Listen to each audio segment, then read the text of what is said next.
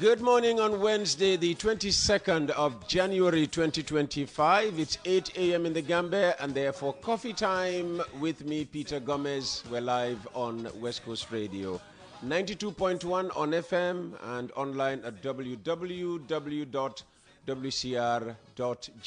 Thanks for joining us.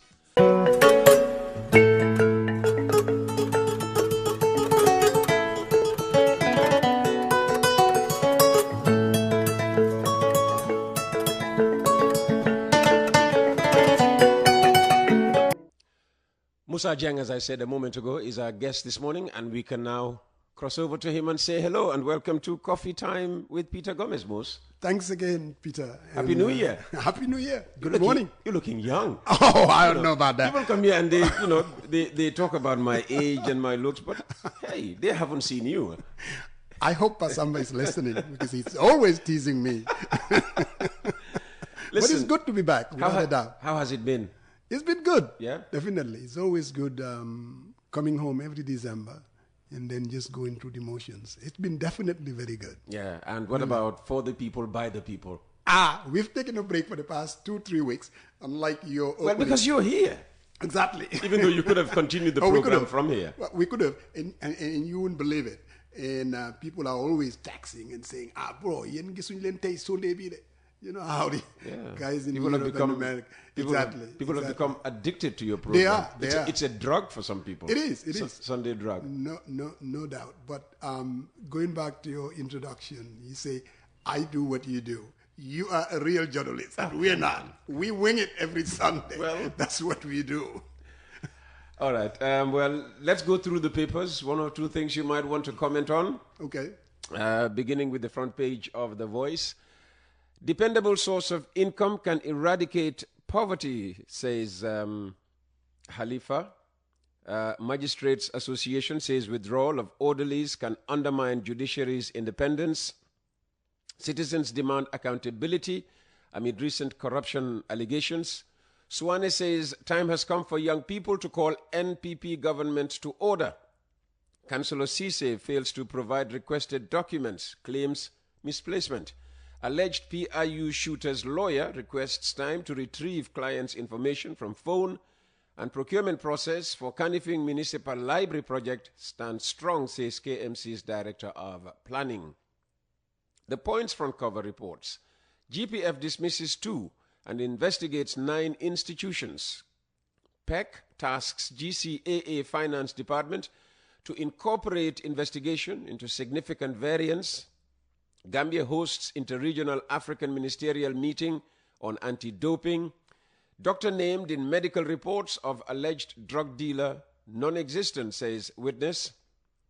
Alleged PIU shooter says unable to verify phone ownership due to PIN code reset. And GBA calls on IGP to immediately reinstate orderlies assigned to magistrates. On Foraya's front page it says, Magistrates Court not sitting. Government approves another $500 million for the groundnut trade.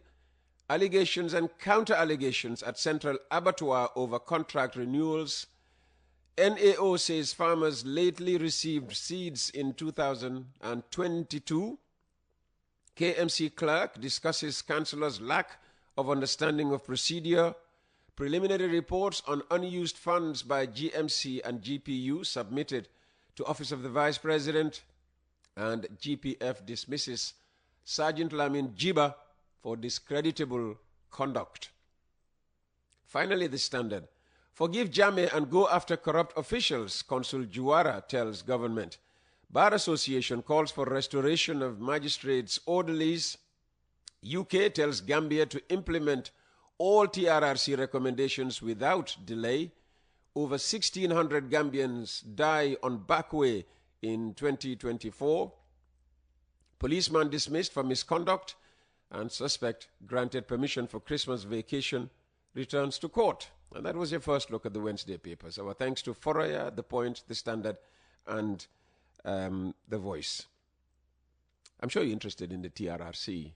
I mean, we've been calling for action on the recommendations, which the government agreed to go forward with But now that and I should say there was very little action, if any at all. But now that the UK has added its voice to calls for action, you think now we will begin to see discernible action? I really hope so. Because one has to realize that something happened. The change that was brought in 2016 bring an end to tyranny. There is expectation from Gambians. And the question has always been, is this government really committed to the recommendations coming from the TRRC? And most people... What do you think? For me, I think in as much as at the beginning, there was a commitment from the government at that time that this needs to be pursued and people needs to be held accountable. But something happened. And I think the political consideration has always been, part of the calculation. And I think because of the political consideration, in as much as they cannot just walk away from it, but there is also what I would call the postponement, what is there that can be done. I mean, I'm sure there are things that they have done. I listened to the minister the other day. There are things that they were able to do. Now, whether they're communicating it and put it out there and say, this is what we have done, but the big things that people want to see. Okay, good news. Next Tuesday, the entire program is going to be dedicated to the TRRC and what has been done, what remains to be done. What was done, what's the evidence of it? What remains to be done? Correct. Why the delay and all of that? People are very suspicious. Yes. But again, still, going through some of the headlines, forgive Jammeh and go after corrupt officials. Yeah, that is crazy. I have no doubt that sounds like one of those Jammeh supporters. We all abhor corruption. Yeah. There's no doubt about that. There is corruption. We all detest corruption. But that's how can you let Jammeh go scot-free? But that's what Jammeh was all about. I mean, you're not just talking about a murderer. You're also talking about one of the most corrupt people ever. So for him to talk about go after corrupt officials and forgive Jammeh for what? I mean, I don't know. But it's one of those things. Musa Jeng is with us for the entire hour, but his main reason for coming here will be made clear as the program goes on. It's Coffee Time with Peter Gomez.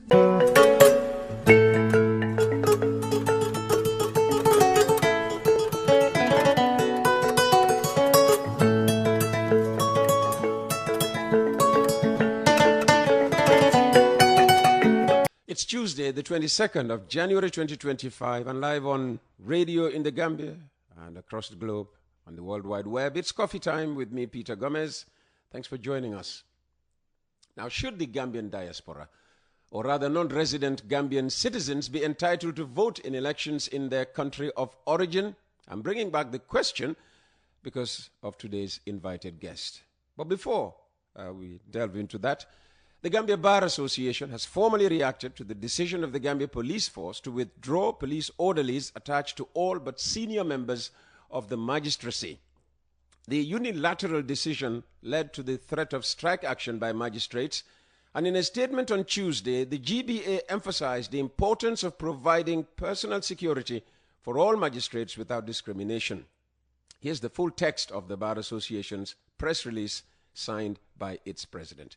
The Gambia Bar Association, GBA, receives with great concern the letter from the Magistrates Association dated 20th January 2025 headed Critical and Urgent Security Concerns due to withdrawal of police orderlies from magistrates regarding the decision of the Inspector General of Police to suddenly withdraw the security personnel assigned to magistrates. The GBA wishes to state that the safety and security of magistrates as judicial officers is non-negotiable and should remain a priority. Chapter 8, Section 120 of the Constitution of the Republic of the Gambia 1997 provides thus: the government and all departments and agencies of the government shall accord such assistance to the courts as the courts may reasonably require to protect their independence, dignity, and effectiveness.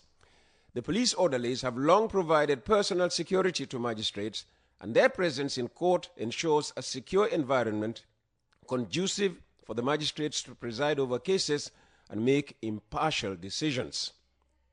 The lack of security therefore leaves magistrates vulnerable to potential threats of attack and intimidation, making it impossible for them to perform their judicial functions safely and effectively. We fully support the decision of the magistrates not to sit in court until such time as their security is guaranteed. The GBA therefore calls on the Inspector General of Police to immediately reinstate the police orderlies assigned to the magistrates or provide alternative arrangement to afford them the needed security and to ensure that the integrity of the judicial process is not compromised. We remain committed to promoting the independence of the judiciary and upholding the rule of law. Dated 21st January 2025. Now, that was also the date on which history was made in this country, when for the first time the Inspector General of Police took part in a live radio program, Coffee Time on West Coast Radio, to take questions from the public. And one of the questions asked for his explanation of the sudden and unilateral decision to withdraw personal security for all but senior magistrates across the country. In his response, IGP Sidi Mokhtar Toure said he understood the public outcry resulting from the decision and would be meeting the Chief Justice over the issue. Well, that meeting took place a few hours after the Chief of Police left the studio yesterday, and relying on information provided by the President of the Gambia Bar Association, I can announce here and now that the crisis has been amicably resolved. The orderlies have been restored to the magistrates, Nene Cham wrote in a short WhatsApp message updating me on the problem. She was actually going to be on the program this morning had the problem not been amicably resolved. Well, you know what they say, all's well that ends well. Have you been following this controversy? Yes, actually I have. And I listened to the Inspector General of Police yesterday. I was absolutely very impressed. And it reminds me of something, because I'm going to talk about a little bit about the Constitution. There has been this controversy that not only the President can appoint, but also to go through this process of confirmation in the National Assembly. And I can assure the President, I mean, that is one compromise that can be made. If you are to appoint somebody like Sidi Mokhtar Toure, I have no doubt in my mind that that person can go through a process in the National Assembly and still be confirmed. I can't remember, any program that was well received as yesterday's program. I'm still getting messages, particularly from the US, commending the IGP. So well done, Sidi. Yeah. It's Coffee Time with Peter Gomez on Wednesday, the 22nd of January.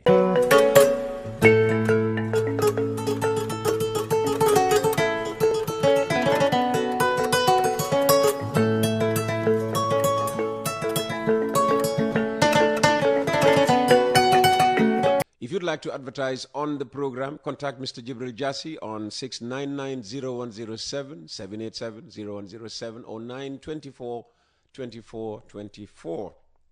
Still to come this morning, the interregional ministerial meeting on doping in sports. But it's time to go back to our guest, Musa Jeng. As I said, he does what I'm doing now, online mainly. How do you do for adverts? I mean, how do you sustain your service? We have a because we're we're doing poorly on YouTube. So far, it's labor of love, and it cannot continue. Look, if we don't get support soon, we will shut down the business because it's costing us. There's no doubt about it. We're hiring these people. Exactly.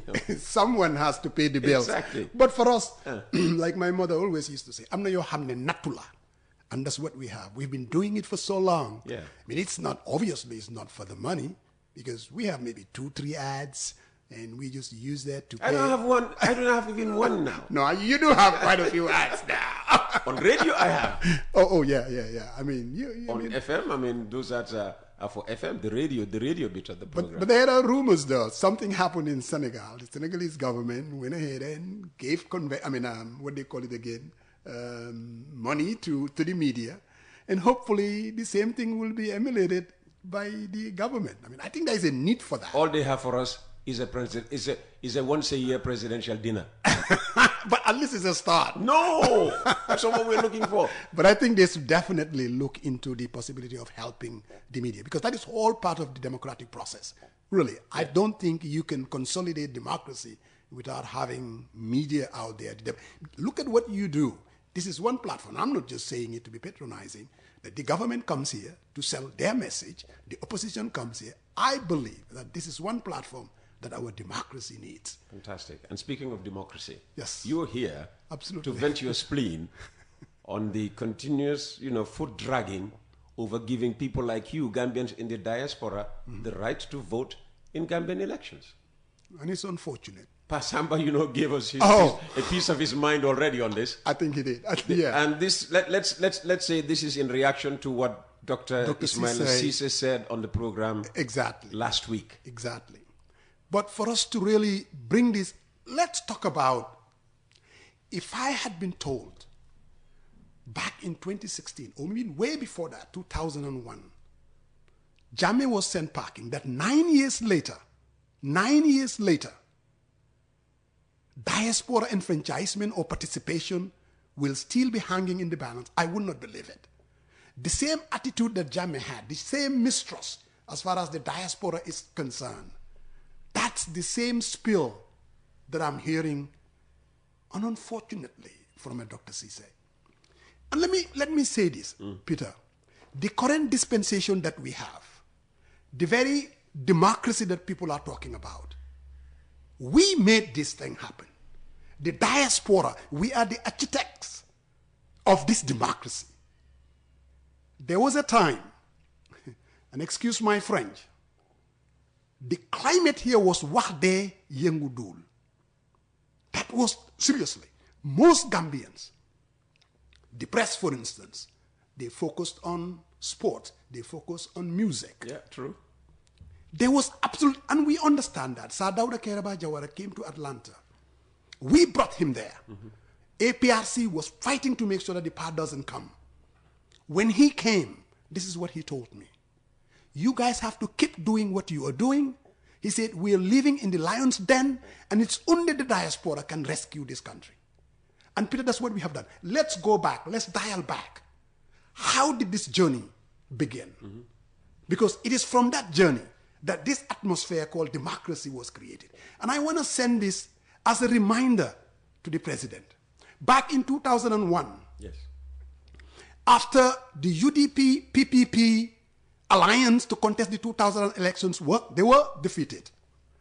People knew that for the next 5 years, we're still going to be stuck with Jammeh. There's still going to be killings. There's still going to be stifling of people's rights. The diaspora went to work, Peter.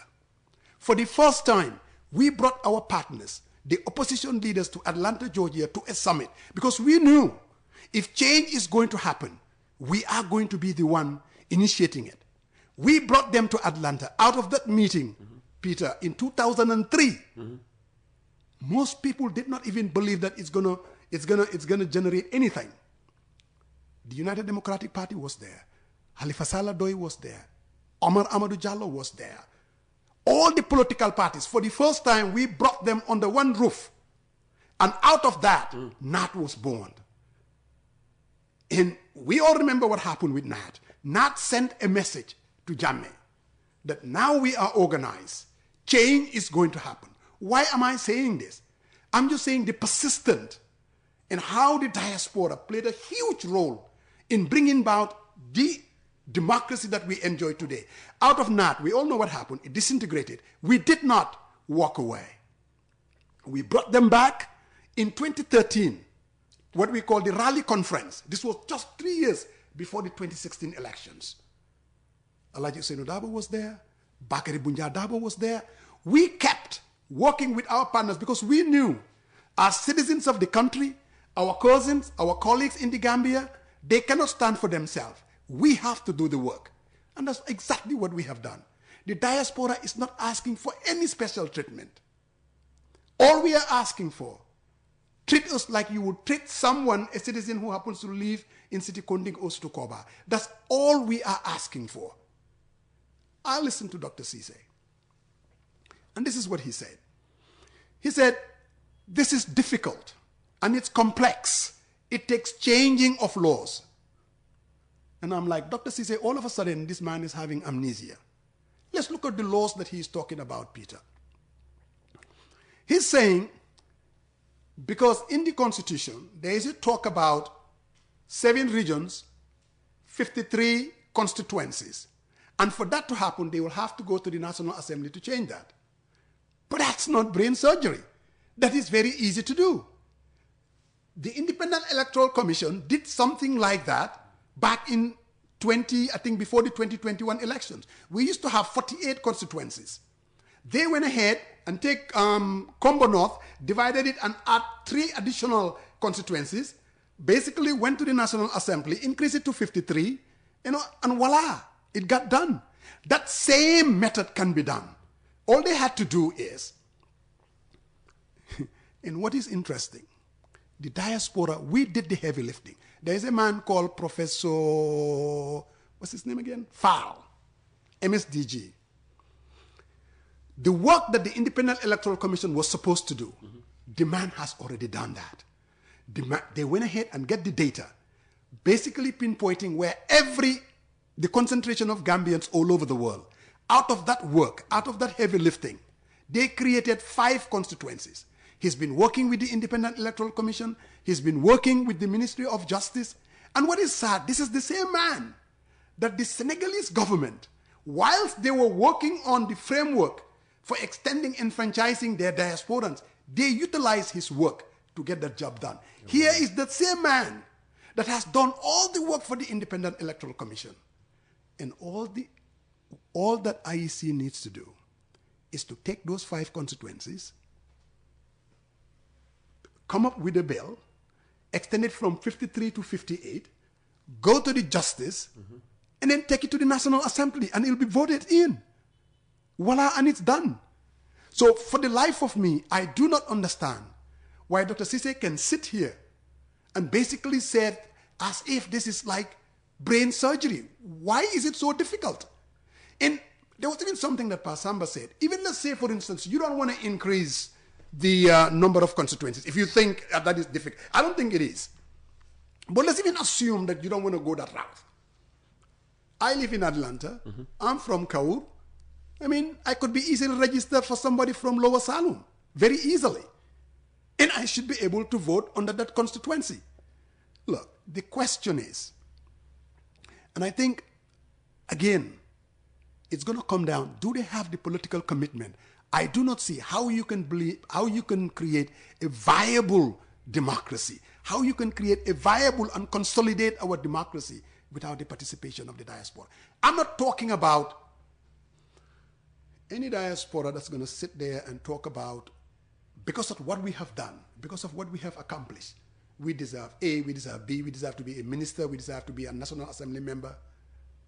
I don't listen to something like that.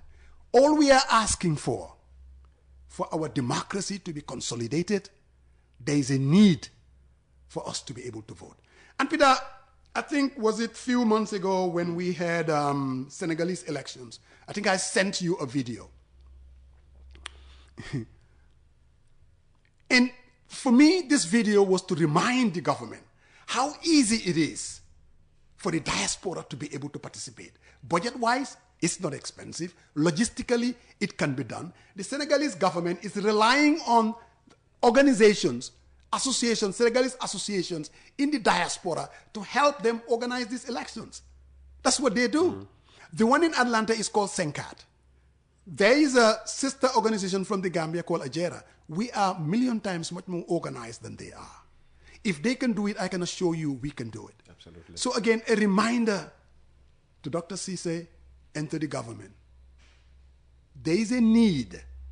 The very people that create the democracy that you are breathing today, the democracy that needs to be consolidated. And Peter, there is also one more thing. Quickly, I have to go to a commercial break. There is also one more thing. Mm-hmm. And when we come back, I will dial it on that. Mm-hmm. And that is the failure to consolidate this democracy. They will be playing Russian roulette. We all see what happened in other West African countries that embrace democracy. And I think not enfranchising your citizens, I think is the wrong way to go. All right. It's Musa Jeng. He thinks the government of Adama Barrow is playing Russian roulette with Gambians in the diaspora. Coffee Time with Peter Gomez.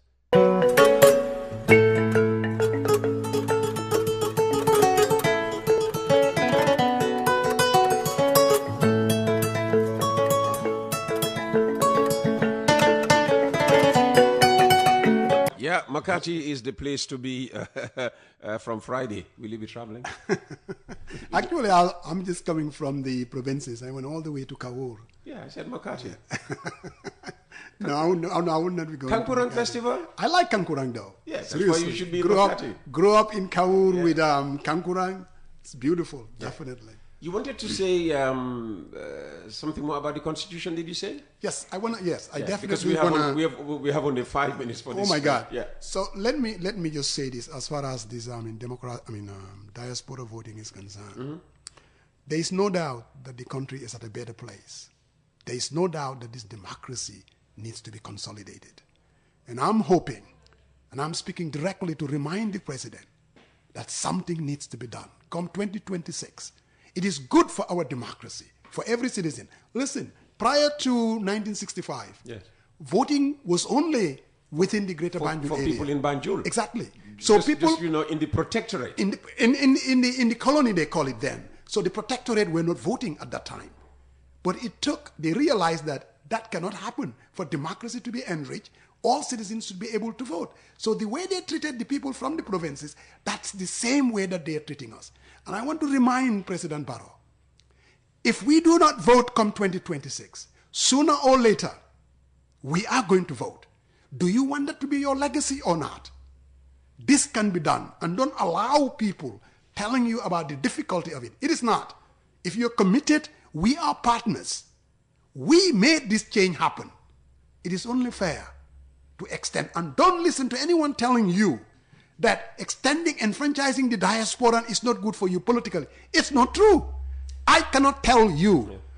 Look, there are a lot of people that are out there talking. Earlier on, you used the word mistrust. There's that mistrust. Yeah, but why that mistrust? But it's the same playbook that Jammeh used. Okay, Jammeh is out of the picture. Jammeh is out of the picture. If the diaspora helped Barrow come to power, why would Barrow suddenly mistrust the diaspora? Because he lives in this bubble. The diaspora is out there, obviously. I mean, the social media, people have opinions. But he's hiring people from the diaspora. I mean, Suleiman Kamara is from the diaspora. Ibrahim Sankara is from the diaspora. But the question is not about hiring individuals. The question is, just treat us like you would treat any citizen in the Gambia. But there is this thinking, this political thinking, as far as his handlers are concerned. If you enfranchise, just like Jammeh used to think, these people will vote you out of office. What I'm telling you, that is not true. The diaspora is no different from the Gambia. So to think that somehow, I mean, if you give Atlantans to vote, they're going to vote against Barrow, it's neither here nor there. If they voted against Barrow, who would they vote for then? Exactly, but that's what I'm saying. That calculation should not be in the picture. Extend voting to the diaspora is good for our democracy. Because you see, the way you consolidate democracy is to make sure that everybody participates.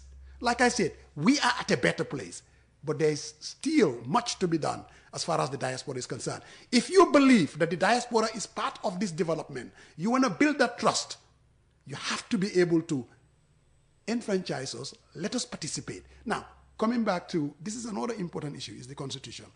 Very quickly, you have 2 minutes. Very quick. I know that the current draft is in what I would call the ICU. It's comatose. Yes, it's comatose. But Peter, I seriously believe that something needs to be done to give it a chance. We know what happened to the 2020 draft. Few individuals decided to vote against it.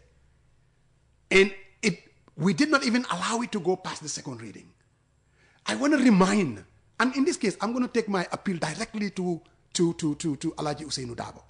And I'm not saying this because even if the United Democratic Party vote against it not to allow it to go past the second reading, I don't think he should even be blamed for that. I understand why he wants to do that. But I think it's a fundamental mistake.